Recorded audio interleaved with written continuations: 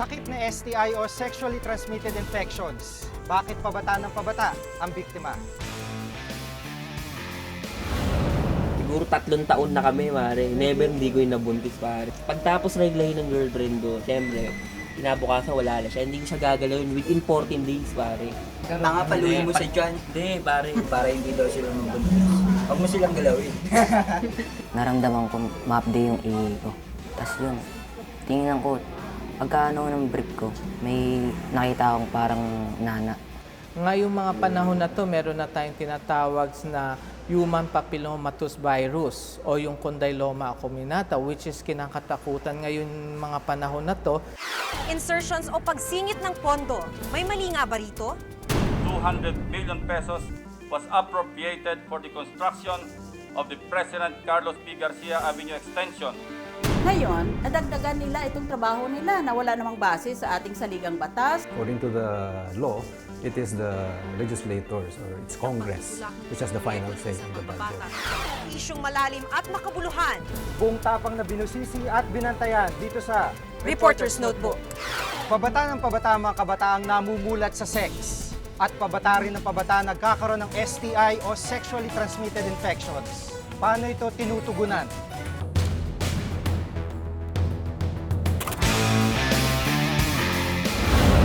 Siguro 3 taon na kami, pare. Never hindi ko yung nabuntis, pare. Pagtapos reglahin ng girlfriend ko, siyempre, kinabukasan wala na siya. Hindi ko siya gagalawin within 14 days, pare. Nangapaluin mo sa dyan Hindi, pare. para hindi daw sila mabuntis. Huwag mo silang galawin. Sa barkada ni Sutil at Black, walang paksang hindi pwedeng pag-usapan. Kahit tungkol sa sex, malaya nilang kinukumpara ang kanilang mga karanasan. Gaya ng ibang kabataan, malapit sa barkada si Black. 14 na taon pa lang siya, pero nagkaroon na siya ng gonorrhea o tulo. Baka baga pag hindi ako makapagtiis, sa iba ako ginagamit. Kaya yung mga yung mga pokpok dyan. Nasakit ako yung bago ako mag-14.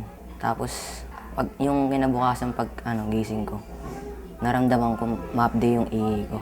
Tapos yun, tingnan ko, pagkaano ng brief ko, may nakita akong parang nana.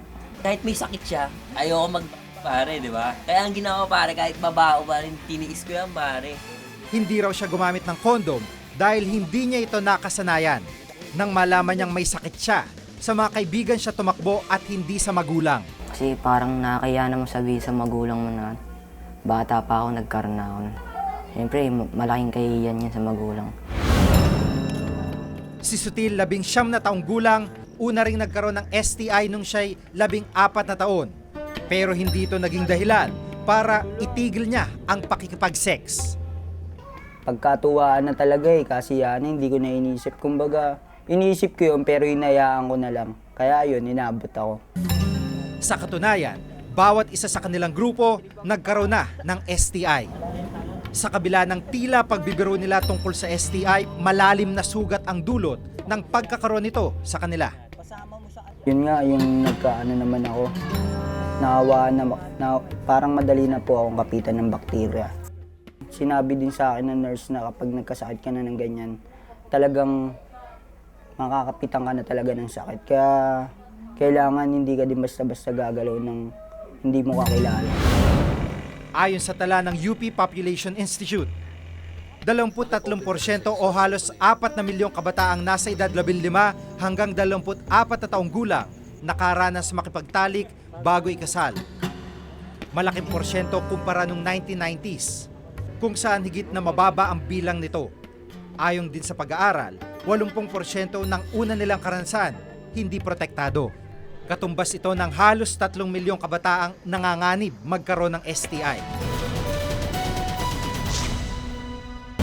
Ayon mismo sa DOH, nasa 19 hanggang 24 na taong gulang ang edad na may pinakamaraming kaso ng sexually transmitted infections.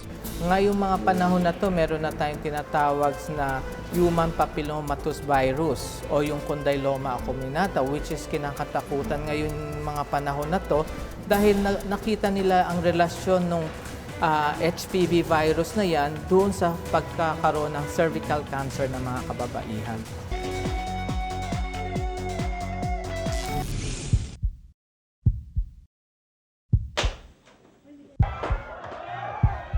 161 bangkay yan ang siningil ng Ozone Disco. Ito ang Ozone Disco na 12 taon nang nakasarado simula nang mangyari ang trahedya. Ang mga tanong na iniwan ng trahedya sa Ozone sa pagbubukas ng Case Unclosed ngayong Huwebes pagkatapos ng saksi.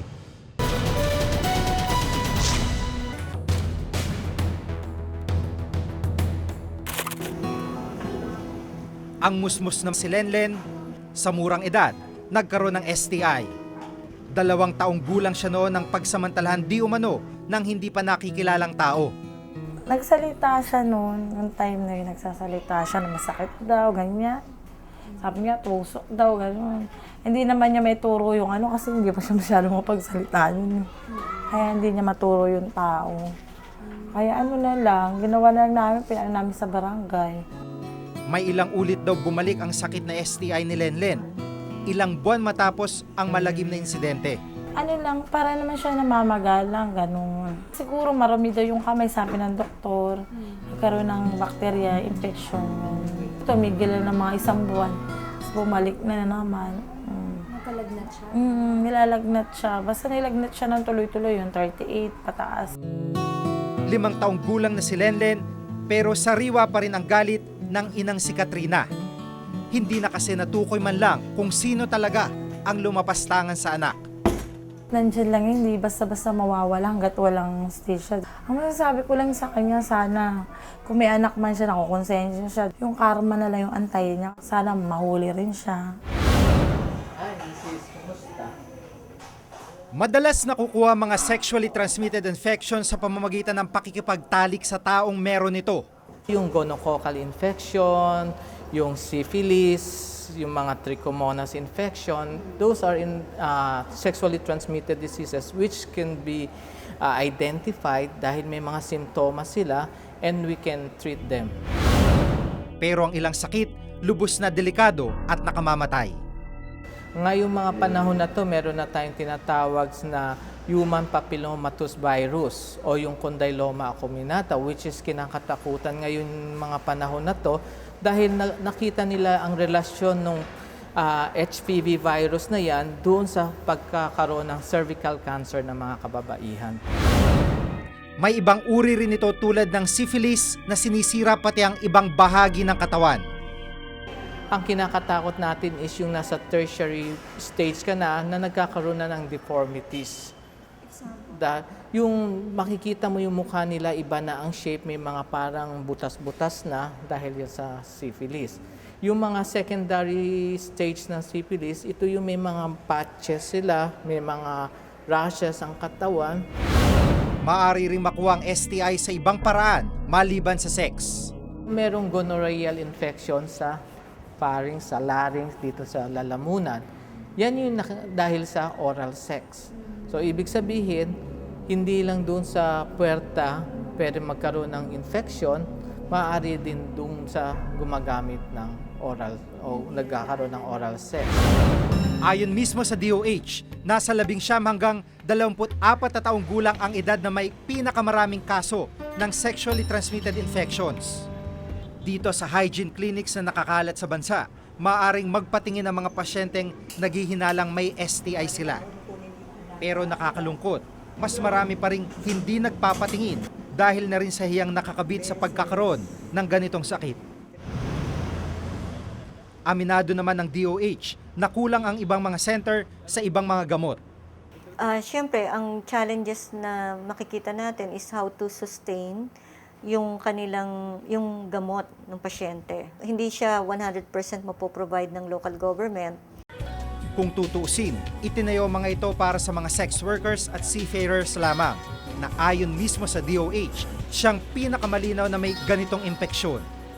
More or less, we have 47 social hygiene clinics all over the country. Nakalagay ito doon sa mga talagang areas na alam nating maraming commercial sex workers. Pero tila hindi isinalang-alang ang mga kabataan na sa sarili nilang tala, pinaka-vulnerable sa ganitong klaseng impeksyon. Paniwala rin ng DOH, nakatali rin ang kanilang mga kamay dahil hindi sila makapag-endorso ng mga pamamaraan para maiwasan ito ng mga bata. Ang mga magulang daw ang siyang dapat managot sa kapakanan ng kanilang anak. For the youth, say no to sex. No? Kasi this would only initiate your exposure to high-risk behavior in the future. Pero ayon naman sa UP sociologist na si Jerry Lanuza, mga magulang ang huling kakausapin ng mga bata tungkol sa sex. Parents would be the last to know. Kasi bakit? Ang parents natin at ang family natin remains conservative. Hindi natin pinag-uusapan yung sexualidad sa ating pamilya. Close tayo dyan eh. Hindi rin sa lahat ng oras, magulang ang gumagawa ng wastong ehemplo. Hindi yan ang solusyon sa akin. Yung mag-impose, mag-moralize tayo, mag-homily. Ang solusyon dyan, una, tignan mo yung pananaw at punto de vista ng mga kabataan ito. Pangalawa, tignan mo rin yung background nila. Walang simpleng paraan para masolusyonan ang problema ng tila lumalalang kaso ng sexually transmitted infections sa mga kabataan. Ang mahalaga, huwag sanang husgahan ang mga taong nagdurusa sa ganitong karamdaman at higit sa anumpaman, bigyan dapat ng mas malawak na kaalaman ang lahat para maiwasan ang ganitong sakit. Ako si Jiggy Manikad at itong nakatala sa aking Reporter's Notebook. Malaking mga pagbabago raw ang nangyayari sa budget deliberation mula sa Kongreso hanggang sa Senado. Nagkakaroon ng dagdag bawas ang mga pondo ng mga ahensya ng gobyerno. Ngayon, nadagdagan nila itong trabaho nila na wala namang base sa ating saligang batas.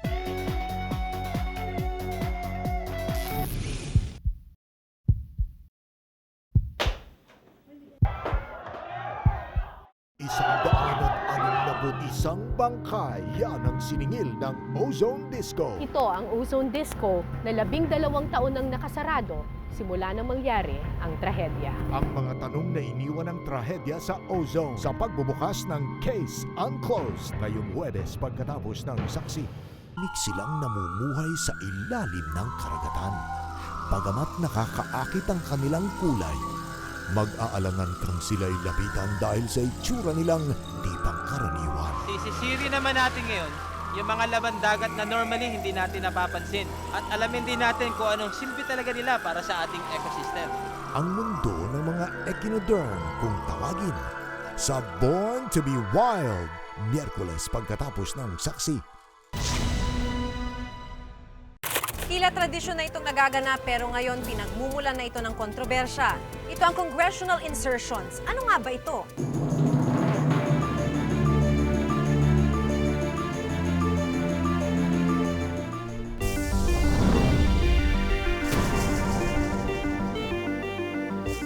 ₱200 billion pesos was appropriated for the construction of the President Carlos P. Garcia Avenue extension. Only a keen eye and a strong motivation to pull this country out of the deep pits of corruption. Lumang proyekto, bagong kontrobersya. Ito ang C5 Extension Project.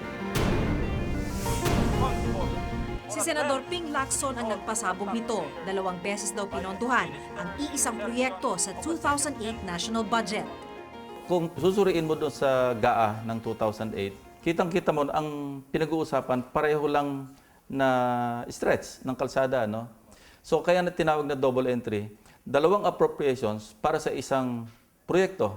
I simply followed the narrow trail and it led me to you, Mr. Senate President. Ang nagsingit daw ng dagdag na 200 milyong piso si Senate President Manny Villar.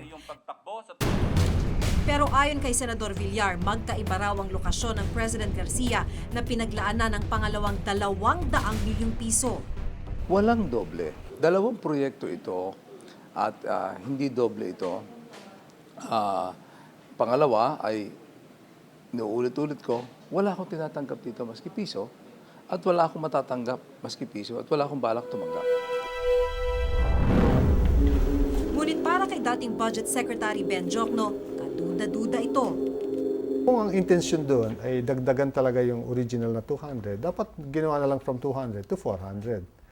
Ang mangyayari dito, parang dalawa eh. Sabi ng DPWH, kulang pa nga ang dagdag na 200 million pesos. 4 na bilyong piso raw ang kailangan para matapos ang C5 extension. 400 million is not even enough. Ang problema sa mga roadnet natin ngayon, lumalabas, pagka dumaan ka sa industrial area, mas mahal kung minsan yung right-of-way acquisition kaysa sa civil works. Hindi dapat in-specify doon, okay, another 200 million na manggagaling naman sa kung anong point ng kalsada papunta sa ibang point. Dapat naka-specify. So pagka ginamit mo yung pera sa isang proyekto na hindi naka-specify do sa national budget na isang batas na ipinasa ng Kongreso at inaprubahan ng Pangulo, technical malversation. Ayon sa Department of Budget and Management o DBM, hindi pa raw na ilalabas ang budget para sa pangalawang 200 million pesos. Kaya nga hindi namin na-release yan. At kung i-release ba namin o hindi, meron din pangailangan na mag-explain ng Public Works Department dahil sila yung mag-iimplementa nito. Mahabang prosesong pinagdadaanan ng annual budget bago ito maaprubahan. Sa palasyo ng gagaling ang National Expenditures Program. Dito nakapaloob ang iba't ibang budget ng mga ahensya ng gobyerno. Ipapasa ito ng DBM sa Kamara. Kamara ang bubuo ng General Appropriations Bill 1 o ang tinatawag na Red Version. Ang bersyong ito ang dadaan sa budget deliberation. Sasalang ang mga ahensya para ipagtanggol ang hinihingi nilang pera. Pagkatapos itong maaprubahan, mabubuo ang General Appropriations Bill 2 o ang tinatawag na Black Version. Ito ang aprobadong listahan ng budget ng Kamara na siya namang ipapasa sa Senado. At pagkatapos maaprubahan ng Senado ang budget, mabubuo ang General Appropriations Act o National Budget. Pero bago ito ibalik sa Malacanang para lagdaan ng Pangulo, dadaan muna sa Bicameral Conference Committee. At dito, ayon kay Senador Miriam Defensor Santiago, nagkakamilagro. Meron tayong Bicameral Conference Committee galing sa Senate at sa House at ang kanila lang katungkulan ay na ayusin nila para hindi nagka-conflict. Hindi, they should thresh out the disagreeing provisions. Ngayon, nadagdagan nila itong trabaho nila na wala namang base sa ating saligang batas. At kung iskandalo ang insertions para kay Senador Santiago, isang kapangyarihan naman daw ito ng mga mambabatas para sa iilan. According to the law, it is the legislators or it's Congress which has the final say on the budget. So, based on theory, tama naman. I mean, dapat silang bigyan ng ganong klaseng authority at kapangyarihan. Between North and South. Pili lang ang miyembro ng Bicameral Conference Committee. Hindi lahat ng mambabatas nagkakaroon ng pagkakataong gawin ang pribilehyo ng insertions. Kadalasan, ginagawa raw ito ng closed door, malayo sa mata ng publiko. Walang nakakaalam kung ano talaga nangyayari doon. Walang minutes yun. So yun ang nakakatakot. Hindi man daw ipinagbabawal ang pagtutulak ng isang proyekto ng isang mambabatas, kailangan alam daw ito sana ng karamihan. Palagay ko dahil you're using public funds, dapat ilimita lang doon sa disagreeing provisions. Huwag kang mag-introduce ng panibagong subject matter o panibagong proyekto. Malaking mga pagbabago raw ang nangyayari sa budget deliberation mula sa Kongreso hanggang sa Senado. Nagkakaroon ng dagdag bawas ang mga pondo ng mga ahensya ng gobyerno. Sa pag-exercise ng authority na yan, may makikita tayong mga either congressmen o senators na magsisingit ng isang item o isang karagdagang budget sa isang priority na hindi kasama doon sa pinropose ng executive branch. Halimbawa ang proposed budget ngayong taon ng DPWH. Mula DBM, nagkakahalaga ito ng mahigit 86 bilyong piso. Nang aprubahan ng Kongreso, umakyat ang budget sa mahigit 70 bilyong piso. Pagdating sa Senado, lumobo ito ng 74 na bilyong piso.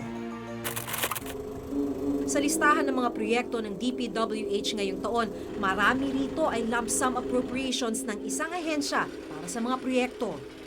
Meron another fund na tawag ng contingent fund. No?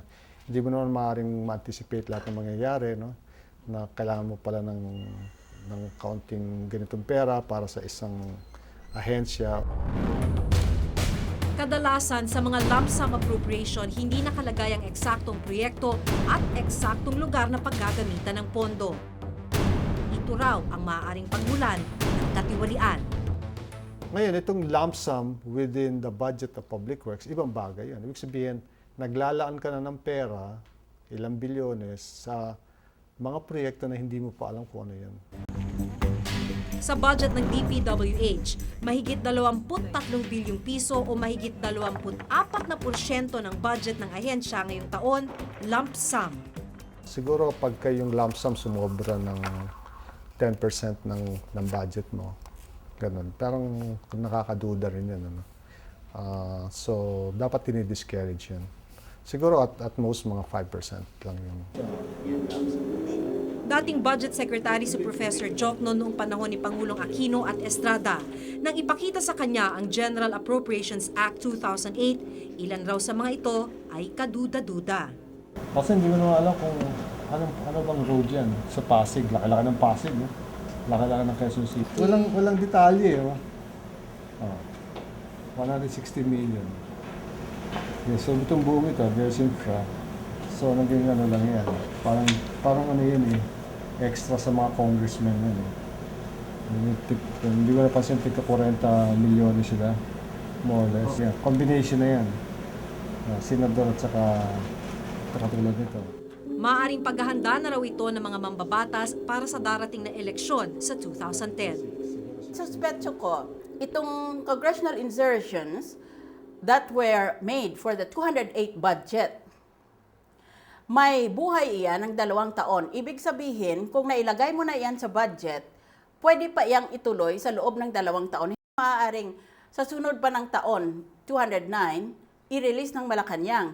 Di pag 210, taon ng kampanya, pwede na ngayon bigay yan ng mga senators o congressmen na nagpa-insert noon sa kontraktor nila.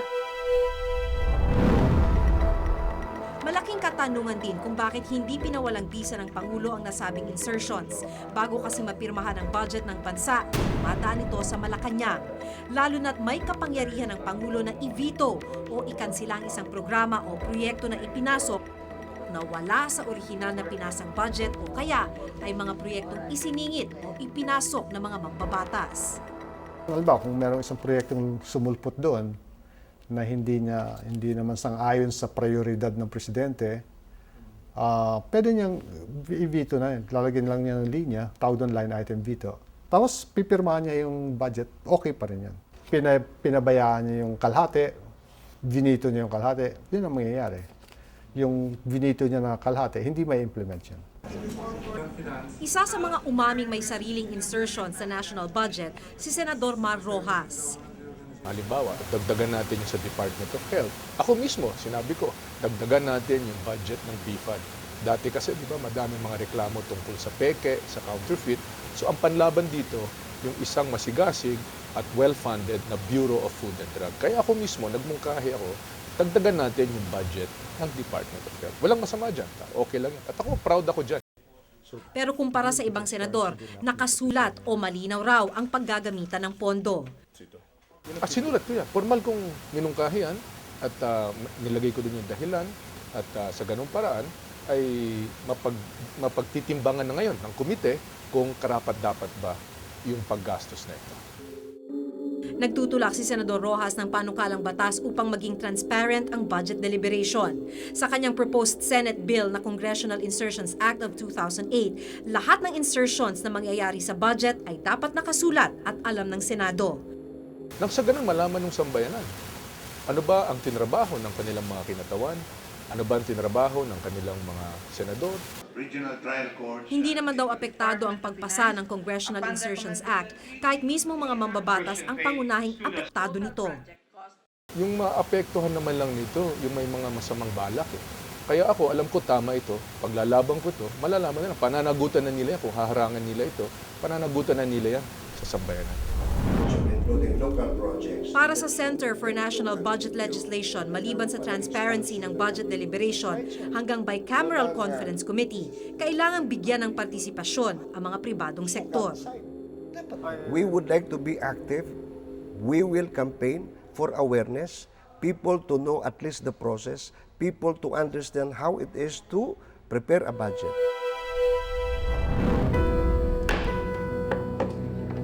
Nagsimula na ang budget hearing para sa susunod na taon.